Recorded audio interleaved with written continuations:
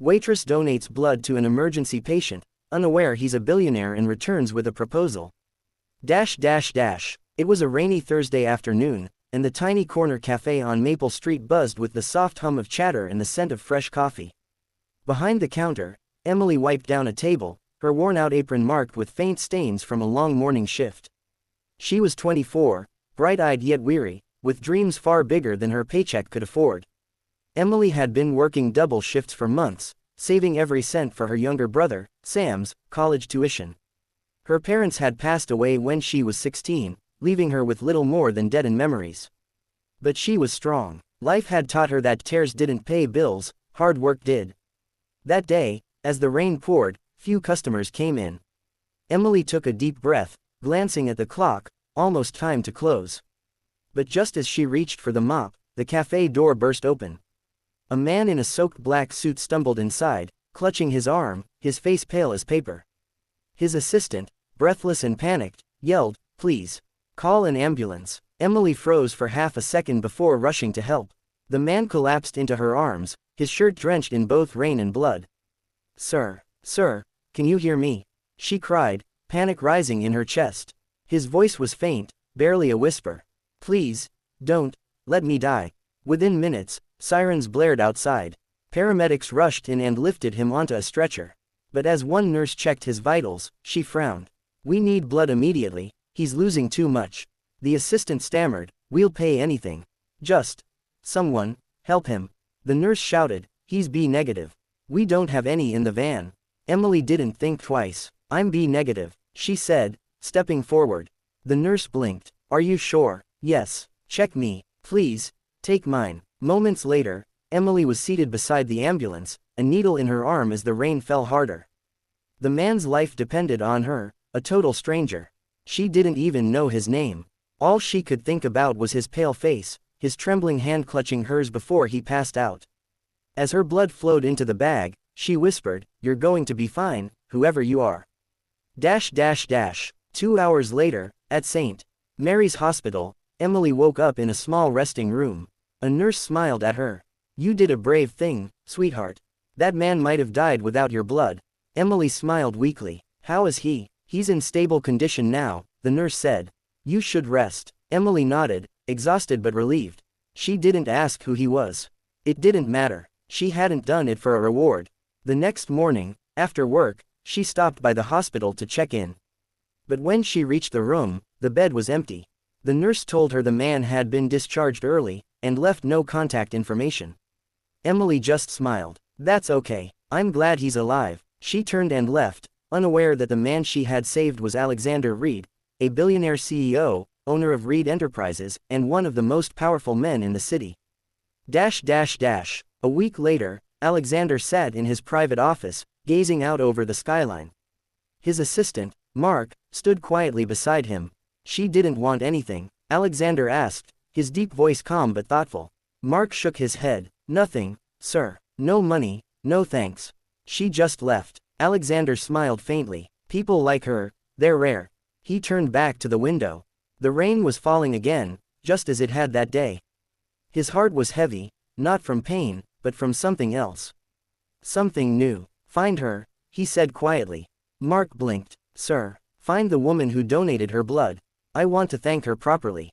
It took 2 weeks. Emily had no social media, no spotlight. Just an old phone and long shifts at the cafe. One Friday evening, she was wiping tables again when a black limousine stopped outside. Her coworkers gasped as a tall man in a crisp navy suit stepped inside. Every eye in the cafe turned toward him. Emily didn't recognize him at first. He looked too healthy, too polished to be the pale stranger she'd saved. But when his gaze met hers, her heart skipped. "It's you," she whispered. He smiled softly. "It's me." The room went silent. He walked up to her counter. "I owe you my life." Emily blushed, fumbling with the rag in her hands. "You don't owe me anything. I was just in the right place at the right time." Alexander shook his head. "You gave your blood to a stranger. That's not just luck, that's kindness." He extended a small velvet box toward her. "Please, accept this. It's just a token." Emily opened it. Inside was a delicate diamond bracelet. She gasped. "I can't accept this. It's too much." He smiled. Then at least have dinner with me. So I can say thank you properly.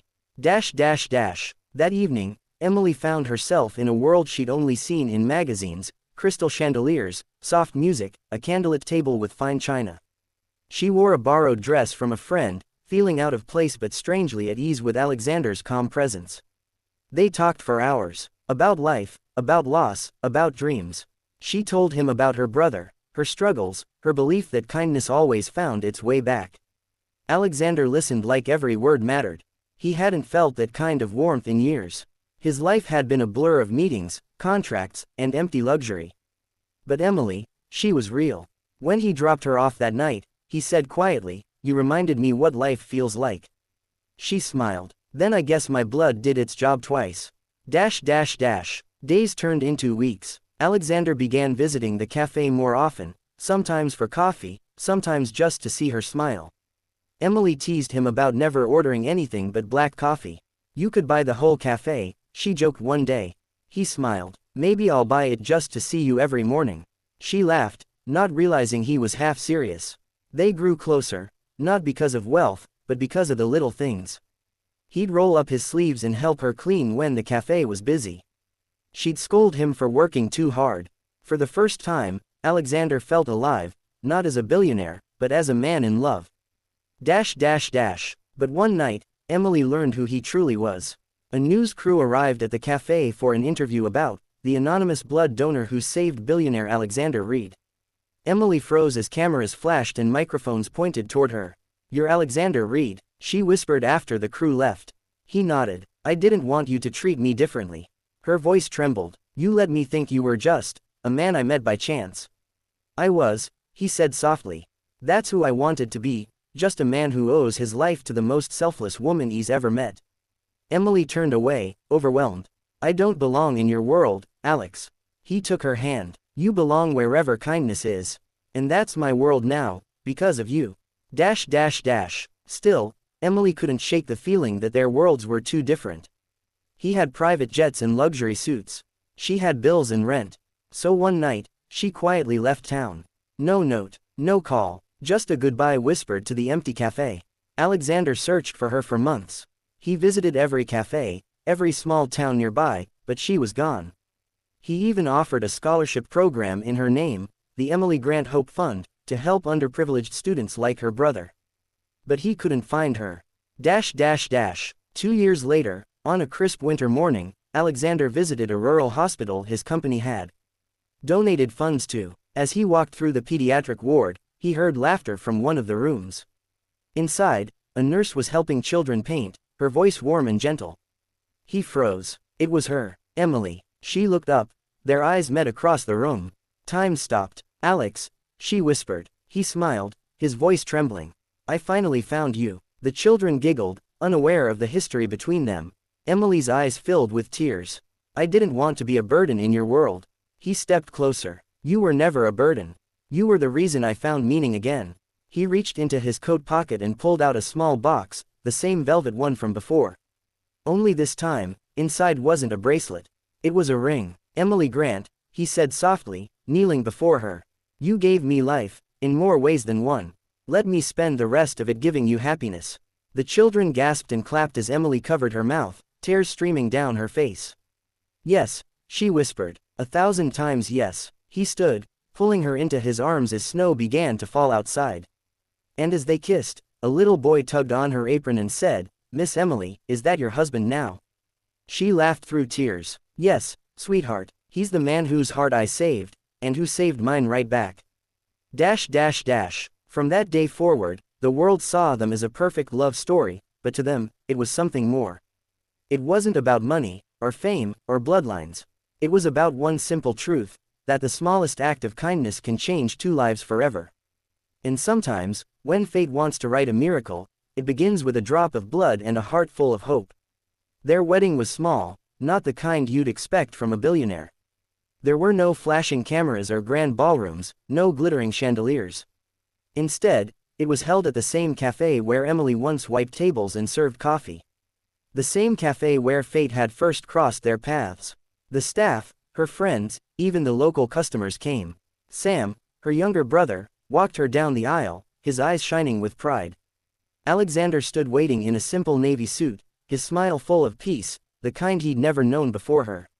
As Emily walked toward him, she could barely see through her tears. Every step reminded her of how far they'd both come, from pain and loneliness to love and healing. When they exchanged vows, Alexander's voice trembled slightly. "I once thought money could fix everything," he said softly. "But the truth is, it took one brave waitress, one act of kindness, to fix me." Emily smiled, her hand in his. "And I once thought love was for people with easy lives. But then I met you, the man who made me believe again." The crowd clapped softly as they kissed, the billionaire and the waitress who saved his life, now bound together not by class or wealth, but by something far purer, gratitude and love. After the wedding, Alexander did something that shocked everyone. He stepped down as CEO of Reed Enterprises. He told the board, "For years, I built an empire. But now, I want to build a life." Emily didn't ask him to do it, but he wanted to. They moved into a countryside home, nothing too extravagant, but surrounded by gardens, birds, and peace. Emily opened a small charity foundation there, the Hope Hearts Foundation.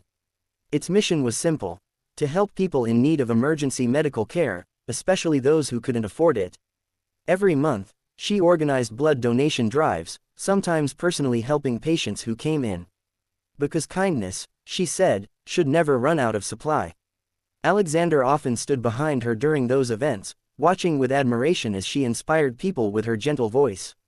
To him, she was still the girl with the tired eyes and brave heart who had once whispered, "You'll be fine, whoever you are."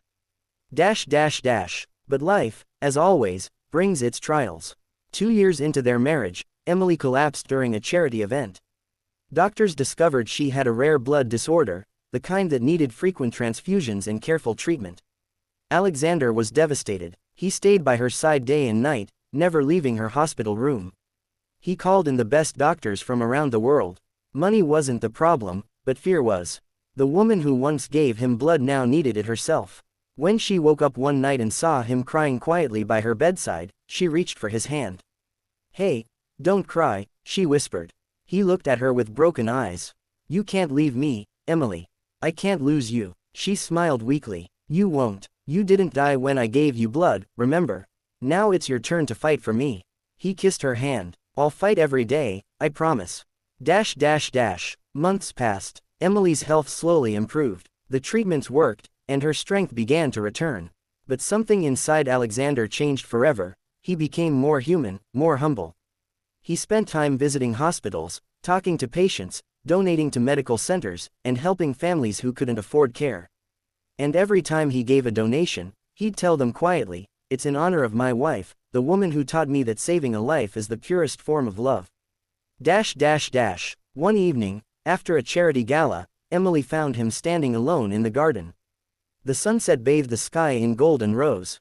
She wrapped her arms around him from behind. "What are you thinking about?" He smiled. "About how lucky I am. I had all the money in the world, but it took losing everything to find what mattered." She rested her head on his chest. "You didn't lose anything, Alex. You just found yourself." He turned and kissed her forehead. "You're my miracle, Emily. Every breath I take is because of you." She laughed softly. "You know, that's funny, because every beat of my heart is because of you." They both smiled, their love glowing quietly between them, steady, real, and eternal. 5 years later, their foundation had grown into one of the largest medical charities in the country. Thousands of people had been helped, lives saved, families reunited, all because of one selfless act in a rainy cafe years ago. On the foundation's anniversary, Alexander took the stage, his voice thick with emotion. He looked out at the crowd, doctors, volunteers, survivors, and then at Emily, who sat smiling proudly in the front row. "People call me a billionaire," he began. "But wealth isn't measured by what you own. It's measured by how many lives you touch. Years ago, I nearly died in a cafe. A waitress, a stranger, gave me her blood without asking for anything in return. That single act didn't just save me. It transformed me. It reminded me that love, kindness, and sacrifice are worth more than any fortune." He paused, his eyes finding hers. "That woman is now my wife. My best friend. My everything. Emily, you are the reason this world is a little brighter." The entire audience stood up, clapping, tears shining in their eyes. Emily rose, walking to him, and whispered in his ear, "And you're the proof that even billionaires have hearts that can learn to love." They embraced, the room echoing with applause. Later that night, as they sat together under the stars, Emily said softly, "Do you ever think about that day? The day you saved me?" He asked. She nodded. "Yes." He smiled. "Every single day. Because that was the day I met my destiny." She leaned on his shoulder. "You know what I believe now." "What?" "That sometimes, when we bleed for someone, we don't lose anything. We just give a little piece of our heart, and it always finds its way back." Alexander held her closer. "And when it comes back, it brings love with it." They watched the stars in silence, their hands intertwined. The world around them faded, but their story lived on, a reminder that fate has strange ways of connecting souls meant to heal each other. Because sometimes, love doesn't begin with a look or a word. Sometimes, it begins with a heartbeat that refuses to stop, and a girl brave enough to share hers. 10 years had passed since that fateful night when Emily's blood had saved Alexander's life. The world had changed, but their love hadn't. Their foundation, the Hope Hearts Trust, had now spread across multiple countries. They had opened clinics in rural towns, funded blood banks in underdeveloped regions, and trained hundreds of young doctors who believed in one message: kindness saves lives.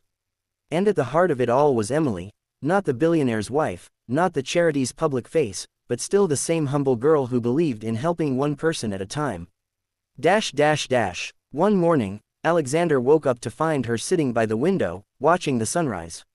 Her hair glowed in the early light, and her eyes carried the same warmth that had melted his world years ago. He walked over and wrapped his arms around her. "Still watching the sunrise, huh?" She smiled. "It reminds me of the cafe mornings, remember? The smell of coffee, the sound of rain outside." He chuckled. "I remember thinking that no coffee in the world could ever wake me up like your smile did."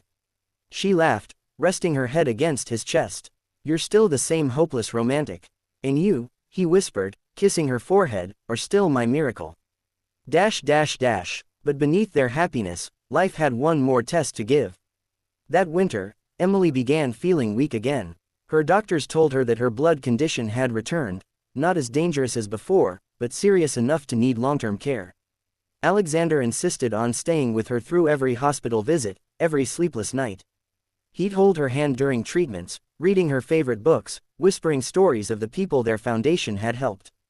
"See," he'd say softly, "every drop you gave started a river of hope."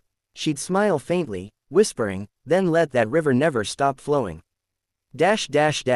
One evening, as snow fell outside their window, Emily looked at him and said quietly, "Promise me something. Anything. If, one day, I'm not around," she said, "don't stop helping people.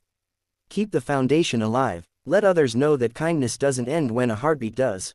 His heart clenched. "Don't talk like that, Emily. You're going to be fine." She smiled, that same gentle, unbreakable smile he had fallen in love with.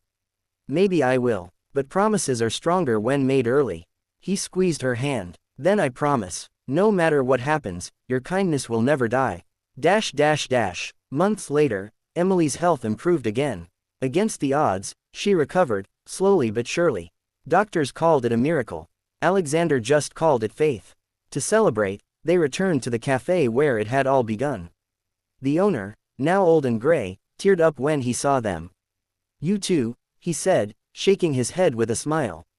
"Still together after all these years. You're living proof that good things happen to good hearts." They sat at the same corner table, her hand in his, coffee steaming between them, rain pattering softly on the glass. "You know," Emily said, looking out the window, "if I hadn't been working that night." He finished her sentence. "We'd have never met." She smiled. "Maybe fate knew you'd need saving, and maybe I did too." He looked at her lovingly. "You didn't just save me, Emily.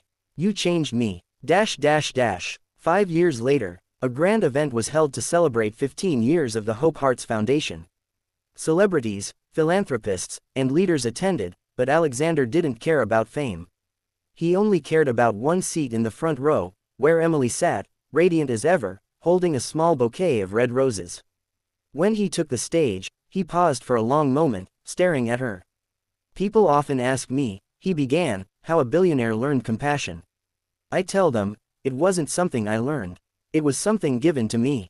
By a woman who once worked as a waitress. A woman who didn't care who I was, how rich I was, or what I could offer. She just saw a man dying, and decided his life was worth saving. He turned to Emily, his eyes glistening. She gave me her blood. But what she really gave me was her heart. And that gift has been my purpose ever since. The audience stood in thunderous applause as Emily wiped her tears. After the event, as the night sky shimmered with fireworks, Alexander took Emily to the rooftop terrace. The city lights sparkled below them. He took her hand. Do you ever wonder what our lives would be like if you hadn't stepped forward that day? She smiled. Maybe you'd still be the billionaire with a cold heart. He laughed softly. And maybe you'd still be the waitress with a heart too big for this world. She tilted her head. Funny how two worlds collided over one act of kindness. He nodded. No, not collided, connected. Forever. Years passed. Their hair turned silver. Their love never faded. Their laughter echoed through the same halls that once held silence. And when their time finally came, they left behind a legacy, not of wealth, but of compassion. A letter Emily once wrote was later found in her diary. It read, "Greater than, if anyone ever asks who we were, tell them we were just two people who believed that love doesn't start with a kiss. It starts with kindness. Greater than, and that a drop of blood can carry not just life, but destiny." Many years later, in a hospital built under the Hope Hearts Trust, a young nurse rushed down the hallway with a blood bag. A man on a stretcher was losing consciousness. The doctor shouted, "We need B negative. Now." The nurse smiled softly. "We have plenty, thanks to the Emily and Alexander Reed Blood Center." As she connected the transfusion line, the man's pulse steadied. Outside the window, sunlight broke through the clouds, and for a brief moment, two doves flew across the sky together. As if love itself was still watching.